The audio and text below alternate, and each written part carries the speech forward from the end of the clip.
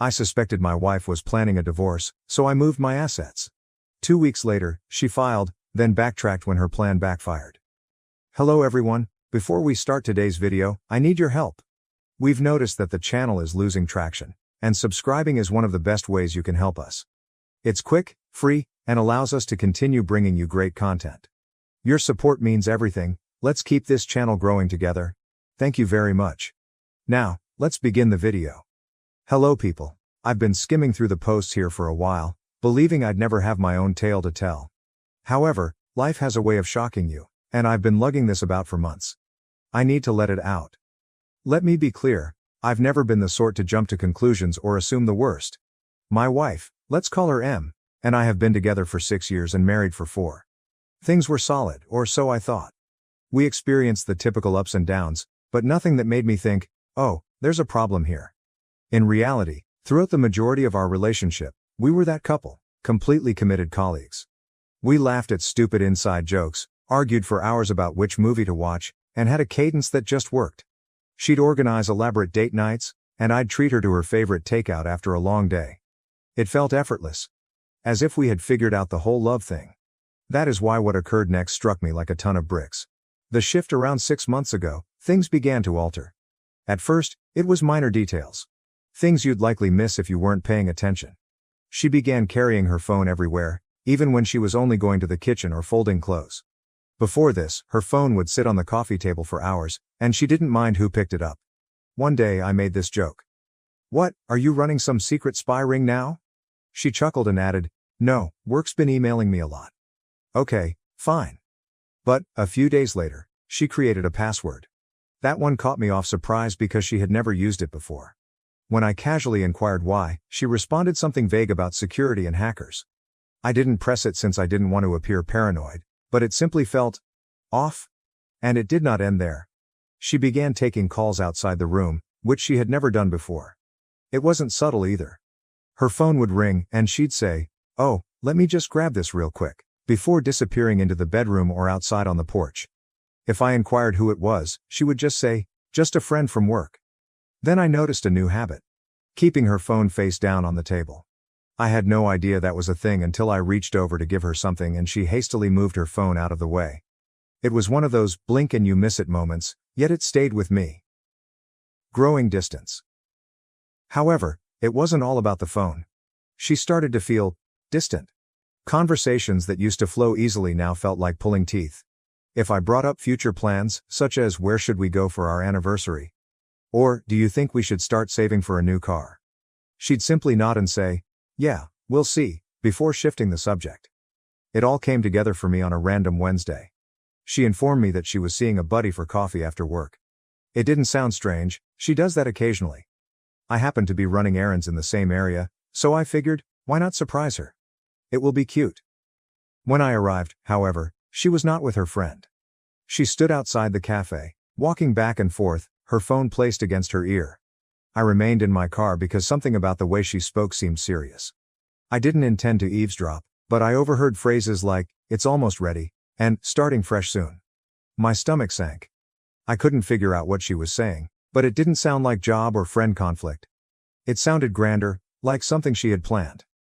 When she returned home, I asked her how her coffee date went, attempting to maintain a casual tone. She told me a complete narrative about her pal complaining about her boyfriend. It was such an unexpected comment that I just gazed at her for a second. "What do you mean?" I inquired. She shrugged. "I just think we should have everything in one place. You know, like all our account info, passwords, documents, that kind of thing, just in case of emergency." I wasn't sure what to say. This was something we'd never discussed before, and the timing seemed strange given everything else I'd noticed. "What kind of emergencies?" I inquired, attempting to keep my tone casual. She shrugged again. "It's just smart, isn't it? What if something happens to one of us? Or what if we need to make a big financial decision quickly?" Her argument made sense on the surface, but something about the way she expressed it made me nervous. It was too rehearsed and polished, as if she had been waiting for the appropriate time to bring it up. I nodded and murmured something like, "Yeah, I guess that's a good idea," but within, alarms were ringing. Why now? Why are we suddenly concerned about arranging our finances when we've always kept them separate and loose? That night, my mind kept reliving her words, attempting to figure out what it meant. Was this just typical adult behavior, and was I reading too much into it? But then I remembered the phone calls, the talk I overheard in the cafe, and how distant she'd been recently. It all began to mount up, and I did not like the image it was painting. Until then, I had done nothing about it. A few days later, she mentioned it again. We were in the kitchen. I was making a sandwich, and she was looking through her phone, when she remarked, "Have you thought more about organizing the bank stuff? Like, do you know where all the account details are?" I lowered the knife and turned to face her. "Okay, what's going on?" I inquired, attempting to keep my tone light but firm. "You've been bringing up the finances a lot lately. Is there something we need to talk about?" She finally looked up from her phone, astonished that I had pressed her on it. "No, nothing's wrong," she responded hastily, making me giggle. "I just think it's important, that's all, for emergencies." "Emergencies? Like what?" She shrugged, her expression unreadable. "I don't know. Just life stuff. It's not a big deal. I promise, I just think it's something we should get on top of." Her response seemed ambiguous. Too vague. I nodded and let it go, but the way she avoided providing a direct answer made me even more suspicious. It didn't seem like a casual suggestion anymore. It felt like she was concealing something, but I had no idea what it was. So, the next day, while she was at work, I decided to look into our finances.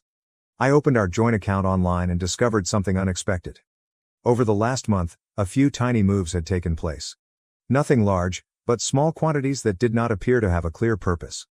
They were not designated for bills, groceries, or anything similar. I didn't want to jump to conclusions, but it appeared that she had been withdrawing money from the account for some reason, which I couldn't figure out. I considered addressing her, but something told me to wait. If I was wrong, I'd look ridiculous. And if I was correct, I had to be careful. It was eating at me, so I contacted someone I trusted, an old college friend who also happens to be a lawyer. I told him what I'd discovered while trying not to sound like a conspiracy theorist. "Look," he remarked after I'd explained everything. "I'm not saying something is absolutely going on, but you're not insane for wanting to be ready. If you're concerned about protecting your assets, now is the moment to do so. Better safe than sorry." He walked me through what I could do, simple procedures to ensure my finances were protected if something happened. I'll admit that taking such drastic action felt out of the ordinary. It felt like I was preparing for something dreadful even though I wasn't sure what was wrong. But the more I considered it, the more it made sense. If she was really up to something, and I was beginning to suspect she was, I needed to defend myself. It was not an easy decision to make, however. This wasn't just about money or assets. It was about the life we had created together. I kept repeating images in my head, our wedding day, the late-night conversations about our dreams, and the weird little jokes we shared. How did we arrive here? Is this what our marriage had come to? The prospect of taking these measures felt like conceding defeat, as if I was officially abandoning the trust we previously shared. That evening, while she was out, I sat at my desk and took out my laptop. My hands shook as I opened the computer and began browsing through everything: bank accounts, investment accounts, and the property deed. Each paper I studied felt like a betrayal, but a persistent voice in my head reminded me that this was about survival, not sabotage. I didn't mean to hurt her. I couldn't get rid of the idea that if I didn't act now, I'd regret it later. I compiled a list of everything I could transfer and how to do it without raising suspicion. As I typed, I felt a crushing weight settle against my chest. I had entirely trusted her for years, and now here I was, playing defense against the person I thought would always have my back. Then I called my mother and explained why I needed her help, but not in detail. "I need you to hold on to some things for me for a while. It's nothing bad, just something I need to do to protect myself, just in case." She was silent for a minute, likely trying to figure out what I wasn't saying. "Are you okay?" Her voice was filled with anxiety. "Yeah," I lied. "It's just a precaution. Nothing to worry about." She didn't press me, but I could hear the pause in her voice when she responded. "Of course, sweetheart. Whatever you need." I hung up the phone with an odd mix of relief and shame. I despised engaging her in this mess, but knowing she had my back provided some steadiness in an otherwise chaotic environment. By the time Em arrived home, I had already begun the process. I moved the majority of my assets, our cash, investments, and even the house, to my mother's name. I kept enough in our joint account to keep up appearances, but the rest was locked down.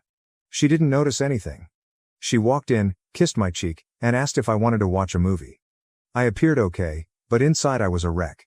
Part of me felt awful, as if I had betrayed her trust. But another part of me felt relieved, as if I was finally gaining control of a situation that had spiraled out of my control. Over the next 3 days, I tried to maintain a normal routine. I didn't want to let her know that anything had changed. She appeared satisfied, even unusually cheery at times. However, rather than putting me at ease, it increased my suspicion. If she was plotting something, she did an excellent job of concealing it. What stood out, however, was that she never brought up the finances again, not even after I questioned her the last time. It was as if the subject had evaporated from her memory. At first, I believed I had overreacted, and she dismissed the subject since it wasn't relevant. But the more I thought about it, the more I realized she was avoiding it. Almost as if she was afraid to bring it up again after I pressed her. I noticed her staring at me a few times, as if she was assessing my mood or contemplating whether to say something. Every time I noticed, she'd quickly return her attention to whatever she was doing, her phone, the TV, a book. It was slight, but it was present. It felt like she was waiting for me to bring it up, as if she didn't want to push the issue again. The silence only made me feel more anxious. It wasn't like her to drop anything she considered essential, and the way she avoided it suddenly appeared deliberate. If she was testing the waters, she was not going in. If she was waiting for something, I was not about to give her the go-ahead. Whatever her next move was, I knew I had to be one step ahead. Something was coming, but I didn't know when or how. All I could do was prepare. That night, I made certain that everything was solid. I glanced over the paperwork again, double-checking every aspect of my mother's asset transfers. The house, the savings, the investments, everything was now legally in her name, sealed in an uncontested trust. I even called her to confirm that she had all of the necessary papers. 2 weeks had passed, and everything appeared normal, frankly. She was acting more loving, even starting to talk about unrelated topics like jobs or what we should eat for the evening. It threw me off because she'd been aloof for months, avoiding anything more than superficial conversations. Part of me began to question whether I had been overreacting all along. Maybe the strange conduct was merely stress or something I didn't comprehend. But then, one random Friday night, she sat me down on the couch, turned off the television, and said, "We need to talk." My stomach fell quickly. I knew what she was going to say before she did. "I think we should get a divorce," she replied, her voice so calm it seemed prepared. It wasn't furious or emotional, it was simply frigid, as if she had told me we had run out of milk. I stared at her, unsure how to respond as she explained her argument.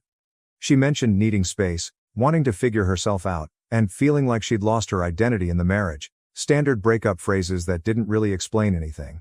But then she said something that struck a different tone. "You know, I've made a lot of sacrifices for you over the years, and I don't think you really appreciate them. I deserve more." That last part stung. It wasn't just that she wanted out, it was that she framed it as if I owed her something, that everything was my fault, and she was simply claiming what was properly hers. As I sat there, trying to understand what she was saying, a new question arose. Why now? Then she said something that made everything start to make sense. "A friend of mine has been helping me see things more clearly," she continued, not looking at me. "A friend." I remained still, letting her speak, but my mind was racing. Who was this friend? Why were they so involved in my marriage? The way she stated it was not casual. It seemed like someone had been hyping her up, convincing her that leaving me wasn't simply a choice, but a strategy she needed to implement. And the more she talked about how she deserved more because of her sacrifices, the more I became skeptical. Sacrifices? What kind of sacrifice? She was happy with me, or so she said. I worked hard to offer her the life she desired, and it wasn't just about money. When she asked to move closer to her job, I agreed, even though it meant a lengthier commute for me. When she wanted to attend that pricey yoga retreat last year, I made sure we budgeted for it, even foregoing a vacation I was looking forward to so she could go. I backed her when she changed careers twice, telling her it was fine to take the risk because I wanted her happy. I believed being a decent husband meant putting her first whenever possible. And it wasn't as if I was an unresponsive, distant partner. I showed up. I remembered birthdays and random things she had mentioned loving. When she mentioned feeling caught in a rut, I suggested date nights. I listened to her complain about her job, friends, and family. I didn't always get it right, but I did try. That's why her "I deserve more" line hurt so much. I didn't even consider buying it. She was not upset due to anything I did or did not do. She was upset because something had changed in her. Perhaps it was the acquaintance she kept bringing up, or something else. But the lady sitting in front of me was not the woman I married, and I was not going to let her rewrite our marriage tale to fit her new narrative. I didn't press her at the moment. Instead, I nodded and said something innocuous, such as, "If that's how you feel, I guess we should figure out the next steps." She seemed startled that I wasn't arguing or begging her to stay, but I didn't mind. My attention had already changed. I needed to know who or what was causing her sudden, planned shift in conduct. She didn't just wake up one day and decide she wanted out. This was something greater, and I wasn't going to let it surprise me any more than it had already. After that chat, she went into her own apartment, and I received the divorce papers on Monday. Let me tell you, they didn't only want to stop the relationship. They were planning to take everything, half the house, my savings, my assets, and the car. She wanted it all. Plus, some ambiguous spousal support clauses that made little sense given her high salary. It seemed as if she was expecting me to give her all I had worked for. At first, I assumed she was just being vengeful, but the way she articulated her demands, so specific and aggressive, reassured me that she had someone guiding her through this. So I started digging. I couldn't just ask her who she'd been talking to, so I had to be clever. I began with her social media. She hadn't blocked me, and even though she didn't post frequently, I searched through her tagged photographs and comments looking for someone new. That's when I discovered the pattern. Jake repeatedly liked and commented on her posts. Nothing obscene, but enough to make me pause. I clicked on his profile, which was public. At first glance, he didn't appear to be much more than a 30-year-old marketing professional. But as I scrolled down, I spotted something unusual. He posted a photo at the same cafe I'd seen her at weeks before, on the same day I overheard her discussing starting afresh. My gut churned as I continued scrolling. More subtle signals were a comment on one of her pictures that read, "You've got this," as well as a selfie he'd taken from what appeared to be her new residence. None of it was substantial evidence, but it was enough to raise my suspicion. I wasn't sure what to do with this information, but I knew I couldn't just sit there and wait for solutions to come my way. Her statement of a friend who helped her get through things remained with me, and I wanted to know who it was. I decided to contact one of our mutual acquaintances, Lisa. She and my wife had been friends for years, so she knew what was going on. I kept the conversation light at first, asking if she'd lately spoken with my wife or if anything seemed strange. Lisa reacted swiftly, saying she had no idea about the friend or any suggestions. I asked a few more probing questions, but she cut the conversation off defensively, claiming she couldn't help me. The entire situation felt rushed, as if she was trying to avoid becoming engaged. Not willing to give up, I called another buddy, Emily. I followed the same pattern, stating that I was simply trying to make sense of things. She was apprehensive at first, responding vaguely to my questions. When I pressed her more, she quickly ended the call, leaving me even more skeptical than before. I sat there, frustrated, trying to figure out my next move. Then, to my astonishment, Emily called back. She told me she needed to make sure what she said didn't come back to her. I assured it wouldn't, and after a long pause, she revealed what she knew. Apparently, my wife had been spending a lot of time with someone named Jake, whom she had met at work. Emily claimed she didn't know much else, but from what she'd heard, Jake was very active in the divorce advice my wife was receiving. Hearing that name felt like a puzzle piece fitting into place. It was evident that this was more than just her need for space or to find herself. Someone else was in the picture, directing her decisions, and I was eager to discover why. I chose to confront it in my own manner. That Saturday, I headed to her apartment building and parked a block away, trying to confirm what I already suspected. A few hours later, she and Jake stepped out of the building.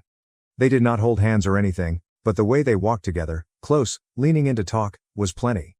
They got into his car and drove away, leaving me sitting there, staring at the spot where they had been. I did not follow them. I did not need to. At that point, it was evident she hadn't simply stopped loving me. She'd been preparing to go with someone else, and now everything made sense. The unexpected distancing, the money questions, the forceful demands, and the divorce papers. She wasn't simply abandoning me, she was leaving me with nothing, and she was accompanied by someone at all times. I went home that night, my head racing with everything I'd learned. The betrayal burned, but what hurt the most was how premeditated everything was. She was using the divorce as a stepping stone to whatever life she was creating with Jake. But she had no idea what I had planned for her. The first mediation session felt strained from the time we stepped in. Her lawyer arrived with a binder so thick that it appeared they were bringing a case against a Fortune 500 firm. He began listing her demands as if they were entirely reasonable: half the house, the money, my assets, the car, and even some gibberish about spousal support. I remained silent, seeming to listen, but I was waiting for my attorney to make his move. When it was finally our turn, he handed a stack of paperwork across the table and said, "Before we proceed, I think it's important for everyone to review these. Her lawyer took the papers and skimmed through them. His confident posture changed fast as he flipped through the pages, his brow furrowing harder with each one. "What is this?" he inquired, gazing at my lawyer. "These documents show the transfer of all major assets into a trust under my client's mother's name," my lawyer said calmly. "The transfers were completed several weeks before the divorce filing, and the trust is fully legal and irrevocable." The room became utterly silent. Her lawyer looked at her, confused and frustrated. "You didn't mention this," he stated flatly. She snatched the papers from his hands and flipped through them, her face flushing. "This can't be real," she said, staring at the notarized signatures and dates. Then she turned to me, her countenance changing from incredulity to rage. "You planned this?" she muttered, gazing at me as if I'd committed a heinous crime. "You knew I was going to file, and you set this up to screw me over." I did not respond. I just sat there and let her connect the dots on her own. Her lawyer, apparently agitated, requested my counsel to elaborate. So he did, slowly, deliberately, and with every piece of evidence necessary to make the transfers irrefutable. The dates aligned exactly, indicating that I had transferred everything well before she filed. The signatures were duly notarized, and the confidence was solid. There was nothing they could do to challenge it. She was furious. "You're unbelievable," she said, leaning forward in her chair. "I can't believe you'd do something like this to me." I still did not say anything. What was there to say? This was not about me doing anything to her. This was to defend myself because she had made it apparent she was not going quietly. The conference finished with her lawyer saying something about needing to rethink their strategy, but everyone in the room knew they had no further moves to make. When we walked out of the building, she took me aside in the hallway, her expression a mix of rage and desperation. "This isn't over," she added, her tone low. "You're going to regret this." I just looked at her and said, "I already regret trusting you. That's the only regret I have." Things escalated faster than I had anticipated following the mediation session. She went into complete meltdown mode almost instantly. It began with the calls, endless calls. At first, she appeared calm, even remorseful, leaving voicemails that began, "I think we just need to talk," or "I know this got messy, but we can fix it." When I did not answer, the tone changed. By the second day, her messages alternated between sobbing and screaming. One voicemail would be her lamenting about making a mistake and not wanting to lose what we had created together. Then she'd launch into a furious tirade accusing me of being stingy and cruel, blaming me for everything that was wrong in her life. I ignored it all. My lawyer told me not to engage, and I honestly did not want to. I was finished playing her games, but she was not. When the calls and texts did not work, she began telling stories. Mutual friends informed me that she had been telling people that the divorce was a hoax, and that it was all part of a larger farce. A prank? I mean, who would believe that? The flaws in her story quickly became apparent. Friends began to ask questions like, if it was a prank, why did you file actual legal paperwork? Or, why hire a lawyer and make such specific demands if it wasn't serious? When others didn't instantly accept the hoax justification, she doubled down.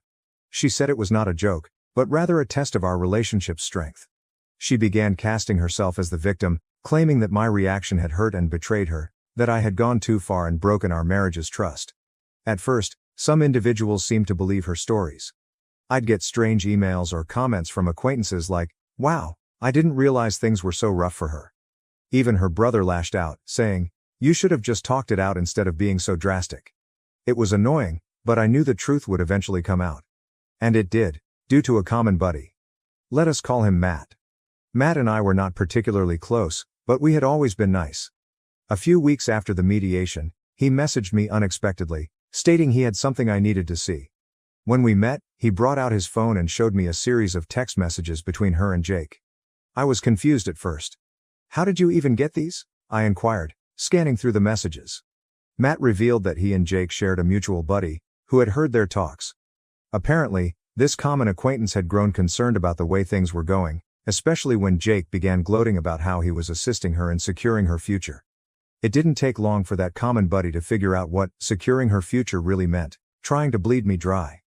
Feeling awful about remaining silent, the buddy grabbed screenshots of the texts and sent them to Matt, believing he had a better relationship with me and could warn me. "This guy's been playing both sides," Matt replied, shaking his head. "He's been hyping her up to take you for everything while making her believe he'd be there for her afterward." Matt gave me the texts and said, "I thought you should know. You don't deserve this, man." The texts were terrible. She wasn't just ranting to Jake about the divorce. She was actively planning her future steps with him, and he was guiding her through them. A message she left read, "Once the settlement's done, we'll have everything we need. I just need him to agree to the terms." Jake responded, "Don't back down. Make him feel guilty if you have to. He owes you. We'll start fresh once you've got the money." I sat there, staring at Matt's phone and trying to understand what I was reading. This was neither a misunderstanding or an emotional response to a failed marriage. This was a cold, deliberate manipulation. I thanked Matt and he left, but my thoughts were racing. Everything made sense now: her abrupt isolation, her fixation with our finances, and her harsh demands throughout the divorce. It was all part of a plan, one she had been developing with Jake behind the scenes. The text soon circulated among our mutual friends. Matt shared them with a few friends, and they quickly spread. Her story suddenly ceased to be credible. People who had previously been indifferent or even supportive of her began to distance themselves, and the change was nearly immediate. People who had previously defended her or remained neutral suddenly recognized her for who she truly was. Even her closest allies started to distance themselves. By the time the divorce was finalized, she had only her personal things. Her lawyer quietly dismissed her complaint after recognizing there was no legal basis to stand on. All of those bold requests had crumbled under the weight of the documents I had produced, and the trust I had established with my mother was unbreakable. Jake seemed to vanish as soon as things began to unravel. I wouldn't be surprised if he used her as much as she did me. From what I could tell, he'd been feeding her fantasies of independence and a new beginning, but the moment it became evident she wasn't going away with anything, he was gone. Without Jake in her corner, her confidence plummeted. The calls and texts continued, but they became increasingly desperate. She was not accusing me anymore. She begged. "Can we just talk, please? I'll do anything to fix this." One voicemail stated. A different opinion. "You don't have to forgive me, but can't we just settle this and move on? I'll drop everything if you just talk to me." I did not respond. I could not. It was too late to reverse the harm. Even her family began to drift away. Her brother contacted me at one time, apologizing for some of the things he had said before when he believed her side of the story. "I didn't know what she was doing to you," he said. "I'm sorry I ever took her word for it." As for me, I received the house, my savings, and something I hadn't experienced in a long time: peace of mind. My mother, as usual, was my rock. She arrived with buckets of paint and a list of suggestions to help me reclaim the area as mine. Now, life feels like it's mine again. No more second-guessing every small interaction. No longer feeling betrayed. Just peace. She is a chapter from my history that I no longer read. And the remainder of the story is entirely up to me to write. Thank you for watching. If you haven't subscribed yet, please do so and hit the notification bell to stay updated with more shocking real-life stories happening around you.